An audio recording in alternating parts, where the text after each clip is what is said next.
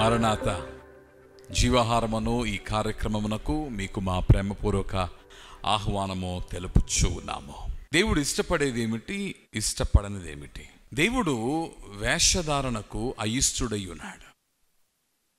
దేవుడు ఇష్టపడనిది వేషధారణ. దేవుడు పాపులను ప్రేమించినను, ఎంతటి ఘోర పాపినేను క్షమించుటకు ఆయన ఇష్టపడిన వాడై ఉన్ననో, ఆయనను వాని పాపములను ఒప్పుకొనక, పాపస్థితిని గుర్తించక, గర్విష్టి అయి అతిశయించు వాని విషయములో, నీతిని వేషముగా ధరించుకుని ప్రదర్శించే వారి విషయములో దేవుడు చింతించుచూ ఉన్నాడు. అట్టి వారి విషయమై దేవుడు కఠినుడై ఉన్నాడు. దేవుడు వేషధారణ ఇష్టపడలేదు. యేసుక్రీస్తు ప్రభు జీవించిన కాలములో దీనులైన వారు ప్రభుని వెంబడించారు, గనులైన వారు ప్రభుని వెంబడించారు. అయితే అందరినీ సమానముగా క్రీస్తు యేసు ప్రేమించాడు. ఒకరి ఎక్కువని తక్కువని భేదములు లేవు. పాపులను సైతము వారి పాప విషయమై వారు చింతించి ప్రభు వైపు వారు త్రిప్పబడినప్పుడు వారిని క్షమించడానికి ఇష్టపడ్డాడు, క్షమించాడు.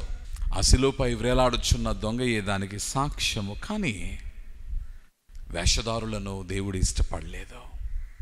వేషధారుల విషయమై ఆయన బోధించు ఉన్నప్పుడు గద్దించాడు.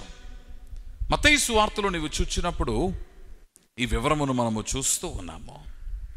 యేసుక్రీస్తు ప్రభు ఎలాగో ప్రార్థన చేయవలనని ప్రార్థన నేర్పించడానికి మునుపు ఎలాగున మనము ప్రార్థన చేయకూడదు, మన ప్రార్థన ఎలాగుండకూడదు వివరిస్తూ 6వ అధ్యాయములో నీవు చూచినప్పుడు మొదటి వచనము, మత్తయి సువార్త 6వ అధ్యాయం మొదటి వచనమును నీవు చూచినప్పుడు, మనుషులకు కనబడవలనని వారి ఎదుట మీ నీతి కార్యములు చేయకుండా జాగ్రత్త పడుడి. లేని ఎడల పరలోకమందు మీ తండ్రి యొద్ద మీరు ఫలము పొందరు. కావున నీవు ధర్మము చేయనప్పుడు మనుష్యుల వలన ఘనతనొందవలనని వేషధారులు సమాజ మందిరములలోనూ వీధులలోనూ చేయులాగున మీ ముందర బూర ఊదింపవద్దు.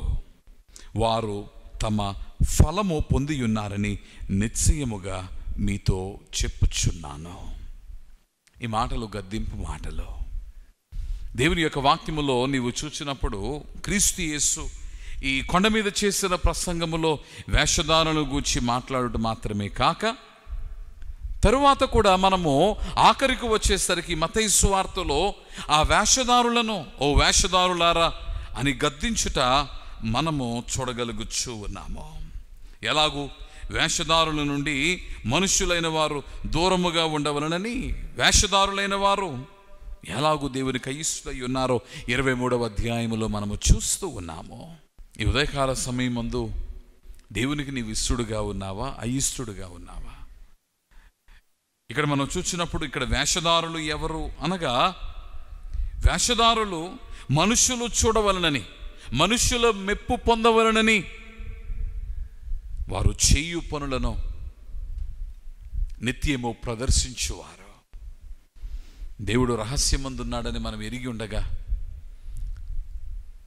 దేవుడు కూడా కోరుకునుచున్నది ఏమిటి అనగా, నీవు చేయు కార్యములు, నీవు చేయు పనులు రహస్యమందున్న నీ తండ్రి చూచుచున్నవాడై ఉన్నాడు.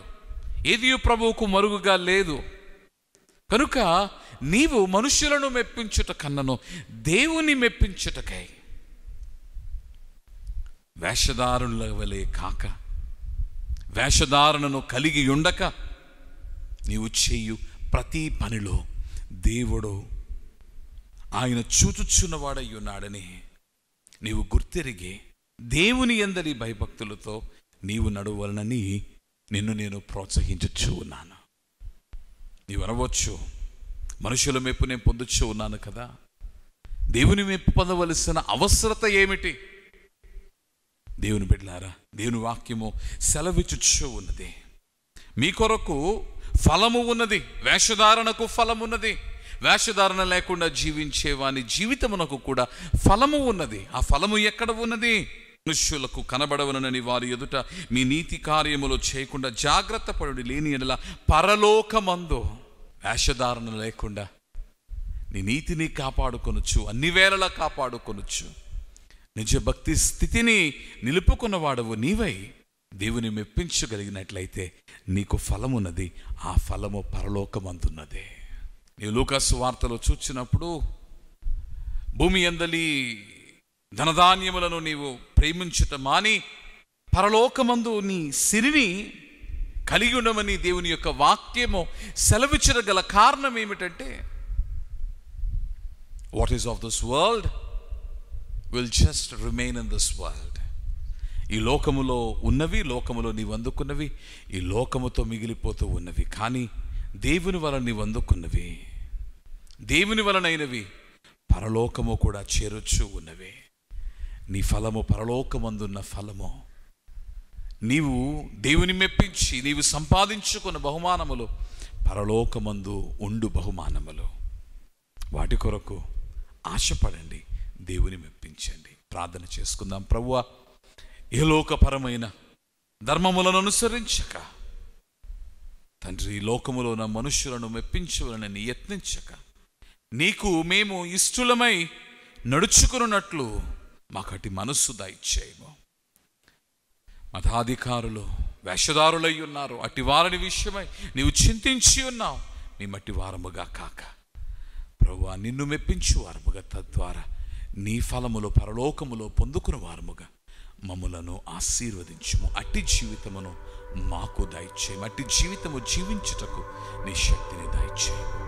ప్రాణనాథుడైన క్రీస్తు పేర ప్రార్థించుచున్నాము తండ్రి, ఆమేన్.